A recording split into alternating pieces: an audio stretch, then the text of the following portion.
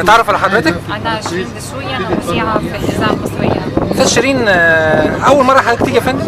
شايف هنا في اقصى انطباعك ايه يا فندم؟ بعض يعني الحفرات، هل الحفرات دي بتستخدم؟ مبهوره كلمه قليله. طبعا.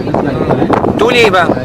يعني اقول يعني ربنا يحمي مصر وربنا يحمي المصريين، ربنا يحمي رئيسنا عبد الفتاح السيسي اللي قلبه فعلا على البلد وقلبه فعلا على الاجيال الجايه وقلبه فعلا على كل الشباب الموجودين. يعني مهما الواحد كان يتخيل مش هيتخيل العمل والانجاز. وحتى احنا كاعلاميين درسنا، يعني اتناقشنا مع خبراء، اتناقشنا مع ناس كتيره عن مشروع قناه السويس، لكن الضخامه بتاع العمل اللي احنا لمسناه وجدناه النهارده ما كانش حد اصلا هيتخيله. مهما كان التخيل لا يكون مثل الواقع اللي احنا عايشين فيه.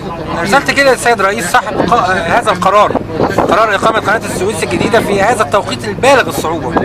طبعا، يعني هو حتى سياده الرئيس لما هما الفريق مهم مش قال له 36 شهر، قال له لا هي سنه واحده، يعني 12 شهر، يعني اقل من نص.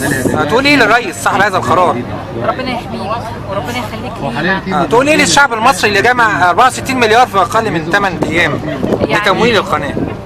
احنا هنفضل كده، احنا هنفضل متحدين عشان بلدنا، مهما حصل هنفضل متحدين عشان بلدنا. اي حد يلمس بلدنا باي حاجه حتى لو خط على حيطه كلنا هنتكاتل.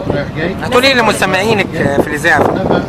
انا بحاول انقل لهم رسائل، يا ريت اديهم عينيا يشوفوا بيها الا الجمال اللي انا شايفاه، بس بحاول اوصف من خلالي او من خلال الضيوف اللي معايا على الهواء، اوصف المشهد اللي احنا شايفينه دلوقتي حاليا.